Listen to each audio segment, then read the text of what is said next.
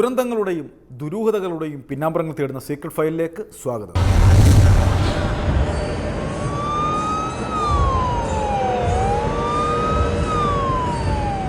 കൊല്ലം ജില്ലയിലെ പരവൂരിൽ നടന്ന കൂട്ട ആത്മഹത്യയുടെ പിന്നാമ്പറ യാഥാർത്ഥ്യങ്ങളാണ് ഞങ്ങൾ ഇന്ന് സീക്രട്ട് ഫയലിലൂടെ പുറത്തുകൊണ്ടുവരുന്നത്. സംഭവത്തിൻ്റെ രത്നച്ചുരുക്കം ഇങ്ങനെയാണ്. പരവൂർ ടൗണിലെ ഒരു സ്വകാര്യ സ്ഥാപനത്തിൽ ജോലി ചെയ്തു വന്ന തൊഴിലാളിയും കുടുംബവുമാണ് ആത്മഹത്യയ്ക്ക് ശ്രമിച്ചത്. അതിൽ അച്ഛനും മകളും മരണപ്പെടുകയും ഭാര്യ അത്ഭുതകരമായി രക്ഷപ്പെടുകയും ചെയ്തു. തങ്ങളുടെ സ്ഥാപനത്തിൽ നിന്നും തൊഴിലാളി ലക്ഷക്കണക്കിന് രൂപ മോഷ്ടിച്ചെടുത്തു എന്നാണ് പ്രതികൾ ഇയാൾക്കെതിരെ ആരോപിക്കുന്ന കുറ്റം. എന്നാൽ ഈ ആരോപണത്തിൽ യാതൊരുവിധമായ കഴമ്പുമില്ലെന്നാണ് തൊഴിലാളിയുടെ കുടുംബവും വാദിക്കുന്നത്. എന്തായാലും പോലീസ് അന്വേഷണത്തിൽ ഒരു കാര്യം തെളിഞ്ഞു. തൊഴിലാളിയും കുടുംബവും ആത്മഹത്യ ചെയ്യാനുള്ള കാരണം പ്രതികളുടെ നിരന്തര പീഡനം മൂലം മാത്രമാണെന്നാണ് അന്വേഷണത്തിൽ തെളിഞ്ഞു വന്നത്.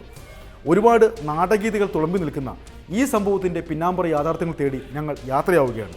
ഒരുപാട് ചോദ്യങ്ങൾക്കുള്ള ഉത്തരങ്ങൾ തേടി.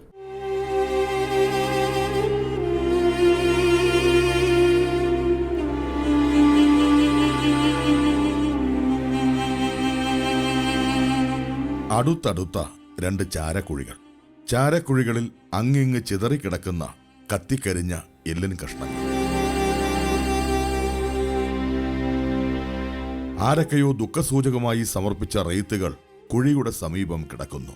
വായുവിൽ മൃതദേഹങ്ങൾ കത്തി അമർന്നതിന്റെ ഗന്ധം അലയടിക്കുന്നു.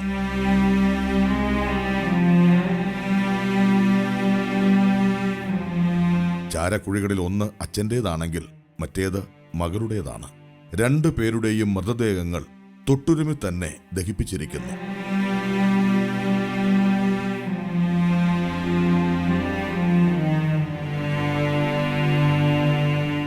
എന്നും അച്ഛന്റെ കൈപിടിച്ച് നടന്നിട്ടുള്ള മകളെ അച്ഛന്റെ അരികിൽ തന്നെ കിടത്തി സംസ്കരിച്ചിരിക്കുന്നു. അച്ഛന്റെ ഓരം പറ്റി മകൾ കിടന്നു. കമലമ്മ വിങ്ങിപ്പൊട്ടുകയായിരുന്നു. സങ്കടം സഹിക്കാൻ അവർക്ക് കഴിയുന്നില്ല. ആ കുഴിമാടങ്ങളെ നോക്കി എന്തൊക്കെയോ പുലമ്പുന്നു. കമലമ്മയുടെ മരുമകനും കൊച്ചുമോളുമാണ് ആ കുഴിമാടത്തിൽ ദഹിച്ച് ഇല്ലാതായി തീർന്നിരിക്കുന്നത്.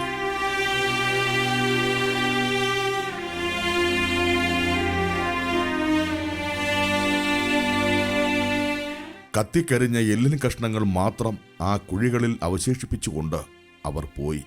കൊച്ചുമകൾ അഞ്ജുവിനെ അവർക്ക് ജീവനായിരുന്നു. പക്ഷേ 18 വയസ്സ് തികയുന്നതിന് മുമ്പേ അവൾ എല്ലാ സ്വപ്നങ്ങളും ഉപേക്ഷിച്ച് യാത്രയായി.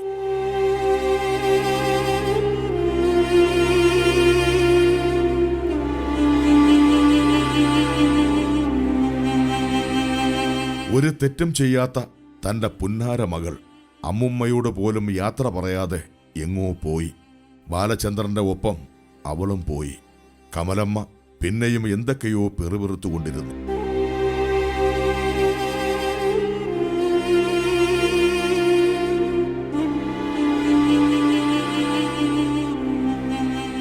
പിന്നെ അവൾക്ക് പഠിക്കണം പേടിക്കണം എന്ന് പറഞ്ഞ് അങ്ങേറ്റത്തെ താല്പര്യമോടെ സാറൂടെ വന്ന് പറയുന്നത് കേട്ടാണ് ഞാൻ അന്ന് ഉറങ്ങിയില്ല. അത്ര നല്ല രീതിയാണ് അവർ സ്കൂളിൽ. അവളെല്ലടവും കൊണ്ടുപോകും. അവർ ഈ പഠിക്കുന്നതിനും പാടുന്നതിനും എല്ലായിടവും കൊണ്ടുപോകും. അവരില്ലാത്തപ്പോഴും ക്ലാസ് ഇവളെ ഏൽപ്പിച്ചിട്ടാണ് ഇറങ്ങി പോണത്. അത്ര നല്ല രീതിയാണ്. ഇവളെ നല്ലതുപോലെ പഠിക്കുമായിരുന്നു.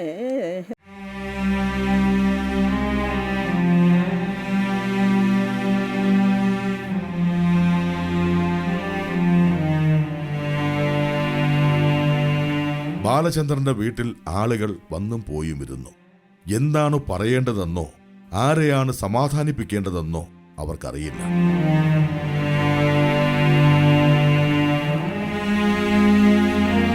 പലരും ആ കുഴിമാടങ്ങളെ നോക്കി നെടുവീർപ്പിട്ടു. അവരുടെ മനസ്സിലേക്ക് ആ മുഖങ്ങൾ കടന്നു വന്നു. ബാലചന്ദ്രൻ, ഭാര്യ സുനിത, മകൾ 18കാരി അഞ്ജു. ബാലചന്ദ്രന്റെ ഭാര്യ മാത്രം ഭാഗ്യം കൊണ്ട് രക്ഷപ്പെട്ടു. പലരും അവർ മരിച്ചെന്ന് തീർച്ചപ്പെടുത്തിയതാണ്. അത്രയ്ക്ക് ഗുരുതരമായിരുന്നു അവരുടെ അവസ്ഥ. പക്ഷെ മകളെ രക്ഷപ്പെടുമെന്ന് കരുതി മരണപ്പെടുന്നതിൻ്റെ ആ ദിവസം പോലും അവൾ വളരെ വ്യക്തമായി സംസാരിച്ചിരുന്നതാണ്.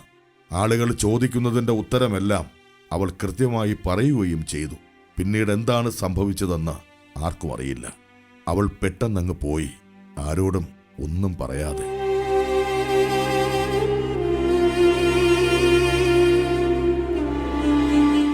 ഒരുപാട് മാറ്റങ്ങൾ വന്ന് പെൺകുട്ടി രക്ഷപ്പെടുമെന്നുള്ളൊരു ധാരണ നമുക്കുണ്ടായിരുന്നു.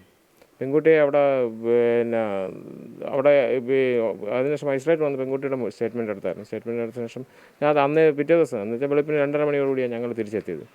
രാവിലെ അടുത്ത ദിവസം രാവിലെ 8 മണിയോടുകൂടിയാണ് എന്നെ വിളിച്ചത്. രാത്രി 2 മണിക്ക് വിളിച്ചിട്ട് പറഞ്ഞു പെൺകുട്ടിയെ അഡ്മിറ്റ് ചെയ്യാണ്, ICUലോട്ട് മാറ്റിയെന്ന് പറഞ്ഞു. രാവിലെ 8 മണിക്ക് എന്നെ വിളിച്ചിട്ട് പറഞ്ഞു പെൺകുട്ടി മരണപ്പെട്ടു പോയെന്ന് പറഞ്ഞു.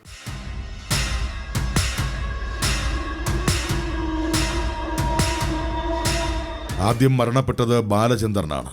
നാട്ടുകാർ സംഭവം കേട്ടറിഞ്ഞപ്പോഴേക്കും ബാലചന്ദ്രൻ മരണത്തിന് കീഴടങ്ങിയിരുന്നു.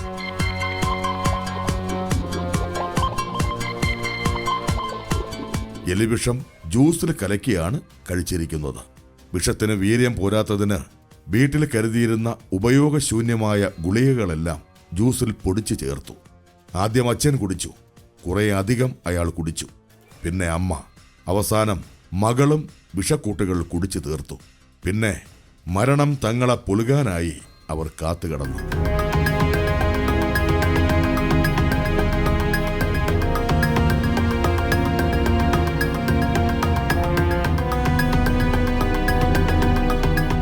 അകത്ത് കയറിയപ്പോൾ അകത്ത കതവ് അടച്ചിട്ടുണ്ട്. അതിൻ്റെയും പിന്നെ ലോക്ക് ഞാനാണ് ചവിട്ടിപ്പൊളിച്ച് അകത്ത് കയറിയപ്പോഴത്തേക്ക് ബാലൻ്റെ ശരീരത്തിൽ തൊട്ടപ്പോഴത്തേക്ക് ശ്വാസമുണ്ട്. മറ്റേ 2 മറ്റേ ബാലൻ്റെ ഭാര്യ ഉണ്ട്, അത് ശരീരം നിറഞ്ഞ തണുത്ത ഒരു ഇത് കയറി. അപ്പോൾ അവരുടെ ഒരു പ്രതീക്ഷ നീ നഷ്ടപ്പെട്ടു. പെൺകുട്ടി കട്ടിലിൽ കിടക്കുകയായിരുന്നു. 2 പേര് തറയിലും പെൺകുട്ടി കട്ടിലോട്ട് കിടക്കുകയായിരുന്നു. പെൺകുട്ടിയെ ഞാൻ എടുത്ത് ഉയർത്തിയിട്ട് ഞാൻ ഇപ്പം ശബ്ദം പുറത്ത് വന്നു. അപ്പോൾ 2 പേര് ജീവനോടുണ്ടെന്നുള്ള ധാരണ എനിക്കായി.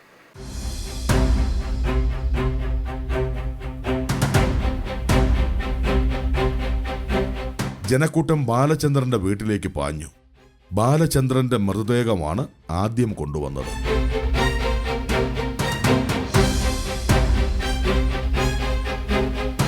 വലിയ നിലവിളികളോടെ ജനക്കൂട്ടം ആ മൃതദേഹത്തെ എതിരേറ്റു. വൈകിയില്ല, തൊട്ടു പിറകെ ബാലചന്ദ്രന്റെ മകളുടെ മൃതദേഹവും എത്തി.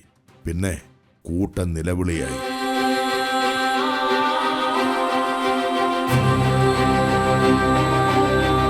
പതിനെട്ടുകാരി പെൺകുട്ടിയെ ഒരു നോക്ക് കാണാനായിരുന്നു തിരക്ക്. ജീവിതം എന്താണെന്ന് അറിയുന്നതിന് മുമ്പേ അവൾ പോയില്ലേ. അച്ഛൻ്റെയും മകളുടെയും മൃതദേഹങ്ങൾ അടുത്തടുത്ത് കിടത്തി. നിലവിളികൾ ഉച്ചസ്ഥായിയായി കഴിഞ്ഞു.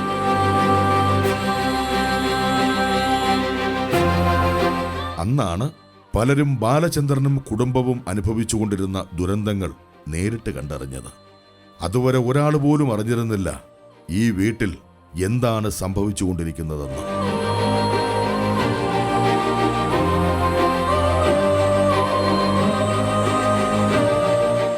അറിയുന്നില്ലായിരുന്നു. ഈ മരണത്തിന് ശേഷമാണ് അറിയുന്നത്. ഈ സംഭവം നടന്നെന്ന് ഫോൺ വന്ന് അന്നേരം ഞാൻ ഇവിടെ വന്നപ്പോഴാണ് ഇവിടെ ഈ വിഷയങ്ങളൊക്കെ ഉണ്ടെന്ന് അറിഞ്ഞത്. ഇവിടെ പറഞ്ഞത് അങ്ങനെയാണ്, ആരും അറിഞ്ഞില്ല. അപ്പുറത്തെ ഒരു വീട്ടിലെ ചേച്ചി മാത്രം അറിഞ്ഞെന്ന് പറഞ്ഞു. മറ്റാർക്കും അറിയില്ല, ഇവർ രഹസ്യമായിട്ട് വെച്ചു എന്ന് പറഞ്ഞു.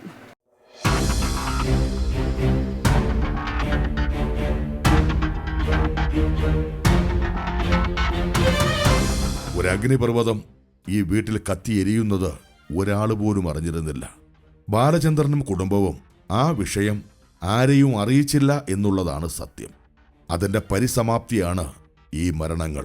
3 പേർ വിഷം കഴിച്ചു, അതിൽ 2 പേർ മരിച്ചു.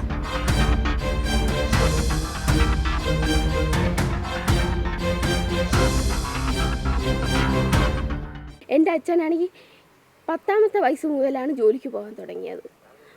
എൻ്റെ അച്ഛൻ പഠിച്ചിട്ടില്ല, 7ാം ക്ലാസ് വരെ പഠിച്ചിട്ടുള്ളൂ.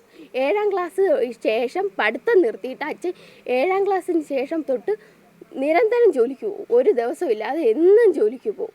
10 വയസ്സ് തൊട്ട് ജോലിക്ക് പോകാൻ തുടങ്ങി. അപ്പോഴും ശനിയും ഞായറും പോവുള്ളൂ. പഠിക്കാനും പോകും, ശനിയും ഞായറും ജോലിക്ക് പോകും. 7ാം ക്ലാസ്സിന് ശേഷം തൊട്ട് എന്നും ജോലിക്ക് പോകും. അങ്ങനെയാണ് കക്കണമെങ്കിൽ അന്നേ കക്കായിരുന്നു. ഇപ്പം കക്കേണ്ട കാര്യമില്ല.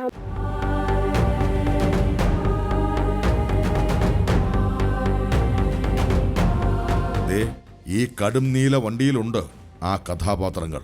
ബാലചന്ദ്രന്റെയും മകളുടെയും മരണത്തിന് കാരണക്കാരായ കുറ്റക്കാർ. അച്ഛനും മകനും ഉൾപ്പെട്ട ഒരു വലിയ സംഘം. ഇവരാണ് ആ പ്രതികൾ.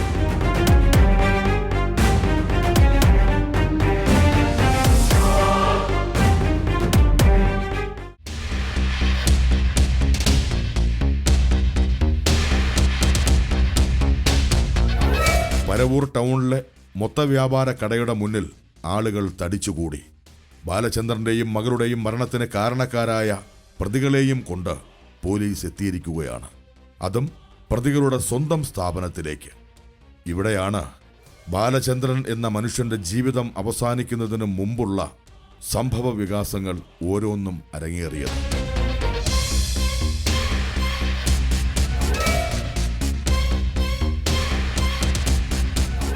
നമുക്ക് ജോലി കാര്യം ശരിയാക്കാനാണ് ബാ എന്നും പറഞ്ഞ് തോളത്ത് കൈയിട്ട് സ്നേഹത്തോടു കൂടി വിളിച്ച് ഇവിടുന്ന് കൊണ്ടു ചെന്നിട്ട് ഈ ഒരു കാറിലെ ഗുണ്ടകളും ആളും കാറ് ദൂരെ ഇട്ടിട്ട് മാറി നിന്ന്, കാറ് കാണാതിരിക്കാൻ വേണ്ടി മാറി നിന്നിട്ട് ആ കാറിനകത്ത് കയറ്റി ഇവിടുന്ന് കൊണ്ടുപോയിട്ട് MLA ചെന്നപ്പോൾ തോർത്തിട്ട് കൈ രണ്ടും കൂടെ കെട്ടി പരവൂര് റൈസ് അരിക്കട, വേറെ ഒരു പേരും കൂടി ഉണ്ട് അതിൻ്റെ കൂടെ ചേർന്ന്, മഞ്ചാടിമൂട്ടിലാണ്. ആ കടയിൽ കൊണ്ടുപോയിട്ട് അവിടെ മുതലാളിയുടെ കസേര എടുത്തങ്ങോട്ട് കൊണ്ടുപോയി ഇരുത്തി. അപ്പോഴും കൈ കെട്ടി വെച്ചേക്കേ, കൈ കെട്ടി വെച്ചിട്ട് അവിടെ ഇട്ട് അങ്ങ് ഒരുപാട് ഉപദ്രവിച്ച്. കണ്ണൊക്കെ ഇടിച്ച് പല്ല് 2 പോയി, ചുണ്ടെല്ലാം നീര് വന്ന് വീർത്ത്. എന്നിട്ട് തറയിൽ വീണപ്പോൾ അവിടെ ഇട്ടങ്ങ് ചവിട്ടി. പിന്നെ നെഞ്ചിന് വയ്യ, നെഞ്ചിൻ്റെ അവിടെ മോളാ പറഞ്ഞത് അച്ഛൻ്റെ ഉടുപ്പ് ഊരിയപ്പോഴത്തേക്ക് നെഞ്ചിൻ്റെ അവിടെ ഭാഗത്തെല്ലാം നീര് വന്ന് നീലിച്ചിരിക്കുന്നെന്ന്. പിന്നെ ഇപ്പുറത്തെ വാരിയെല്ലാം തറയിലിട്ട് 9 പേര് ഞങ്ങളുടെ ഉണ്ടായിരുന്നെന്ന്. അവിടെ ഇട്ട് ചവിട്ടി ഭയങ്കര നിലവിളിയായിരുന്നു. അയ്യോ എന്നെ കൊല്ലുന്നേന്ന് അലറി മരണവിളി വിളിച്ച് അവിടെ ജനങ്ങൾ മൊത്തവും കൂടി, ഒരുപാട് ജനങ്ങൾ കൂടി. അപ്പോഴത്തേക്ക് അവിടെ അതിൻ്റെ മുകളിൽ ട്രഷറിയിലുള്ള ആരോ ഫോൺ ചെയ്ത്, പോലീസുകാരൻ ഞങ്ങളുടെ ഫോൺ ചെയ്ത് പോലീസ് വന്നാണ് പിടിച്ചുകൊണ്ട് ജീപ്പ് കയറ്റിക്കൊണ്ട് സ്റ്റേഷനിൽ കൊണ്ടുപോകുന്നത്.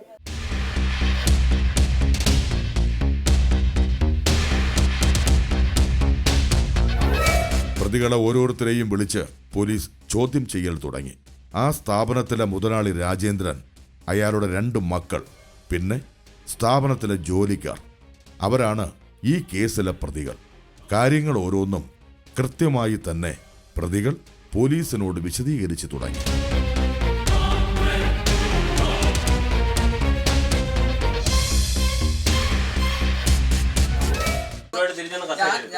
അവിടെ വെച്ചാണ് പേപ്പർ കൊടുത്തിട്ട് എഴുതാൻ പറയുന്നത്. ഞാൻ പറഞ്ഞു അവിടെ ഇടാന്ന് പറഞ്ഞു. ഇവരുടെ പുറത്തോട്ട് ഇറങ്ങി ഇരിക്കാൻ പറഞ്ഞു. എഴുതണമെന്ന് പറഞ്ഞപ്പോഴാണ് ഇവര് എല്ലാം കൂടെ വെള്ളം വെച്ച് അകത്തോട്ട് കയറി.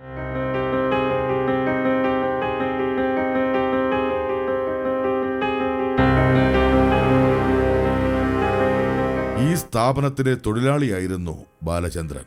9 വർഷമായി മുതലാളിയുടെ വിശ്വസ്ത സേവകനായി അയാൾ ജോലി ചെയ്തു വന്നു.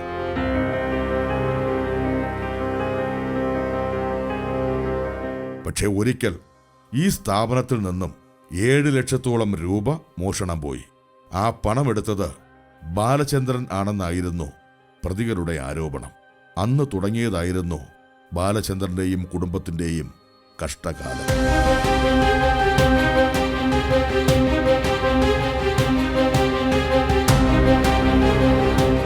ബാലേന്ദ്രനെ പരവൂരിലുള്ള വ്യാപാരി അവിടെ കടയിൽ പിടിച്ചുകൊണ്ട് പോവുകയും അവിടെ മർദ്ദിക്കുന്നതായി വിവരം കിട്ടിയതിൻ്റെ അടിസ്ഥാനത്തിൽ ഞാനവിടെ ചെല്ലുകയും അവിടെ ചെന്നപ്പോഴത്തേക്ക് വ്യാപാരിയും അയാളുടെ മകനും ഒരു 6ഓളം വരുന്ന ഗുണ്ടകളും ചേർന്ന് മർദ്ദിച്ച് അവശനാക്കി ഒരു കസേരയിൽ ഇരുത്തിയിരിക്കുന്ന രംഗമാണ് കണ്ടത്.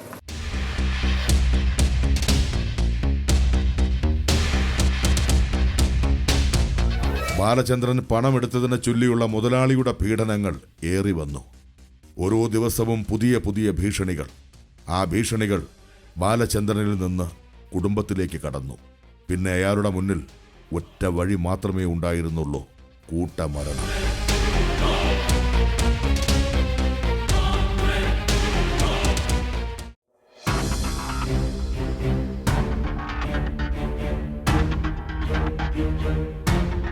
ബാലചന്ദ്രൻ 7 ലക്ഷത്തോളം രൂപ ഈ സ്ഥാപനത്തിൽ നിന്ന് മോഷ്ടിച്ചു എന്നാണ് പ്രതികളുടെ വാദം.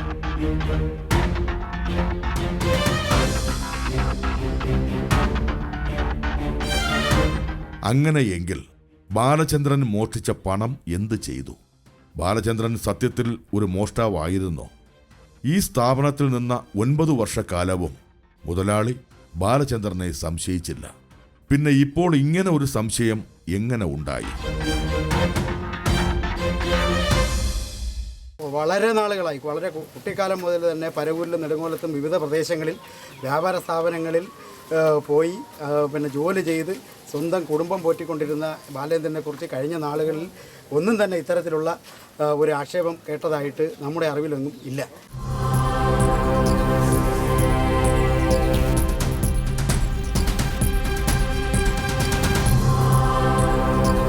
ബാലചന്ദ്രൻ ഇങ്ങനെ ഒരു കള്ളത്തരം കാണിക്കില്ല എന്ന വാദഗതിയിലാണ് ഭൂരിപക്ഷം നാട്ടുകാരും ഉറച്ചു നിൽക്കുന്നത്. അങ്ങനെയെങ്കിൽ ഈ സ്ഥാപനത്തിന്റെ ഉടമയും കൂട്ടാളികളും മനഃപൂർവ്വം കെട്ടിച്ചമച്ച ഒരാരോപണമാണോ ഇത്?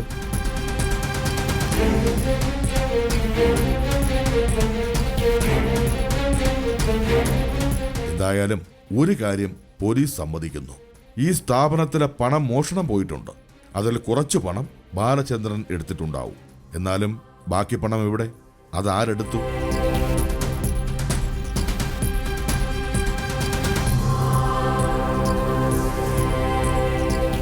ഇല്ലാത്ത കെട്ടുകഥകൾ പ്രചരിപ്പിച്ച് അപവാദങ്ങൾ പ്രചരിപ്പിച്ച് ഉള്ളൊരു മരണമാണ് ഇവിടെ സംഭവിച്ചത്. പോലീസിൻ്റെ ഇടപെടൽ സമയത്ത് സത്യസന്ധമായി ഉണ്ടായിരുന്നെങ്കിൽ ഒഴിവാക്കപ്പെടാമായിരുന്ന ഒരു മരണമാണ്.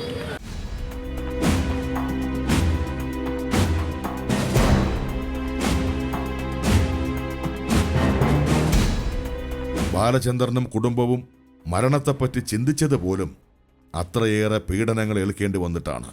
അക്കാര്യത്തിൽ സംശയമില്ല. പക്ഷെ മരണമല്ലാതെ ബാലചന്ദ്രന്റെ മുന്നിൽ മറ്റു വഴികൾ ഒന്നുമില്ലായിരുന്നോ?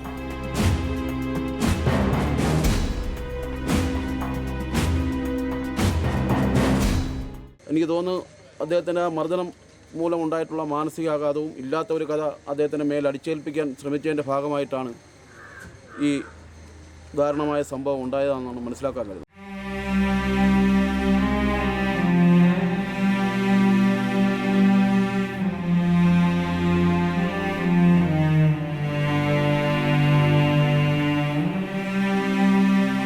ഒരുപാട് ചോദ്യങ്ങൾ ബാക്കി വച്ച് ബാലചന്ദ്രനും മകളും യാത്രയായി.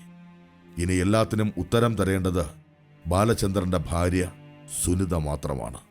സുനിതയുടെ മൊഴികളിലാണ് ഇനി ഈ പ്രതികളുടെ ജീവിതവും. എല്ലാം കാത്തിരുന്ന് കാണാം.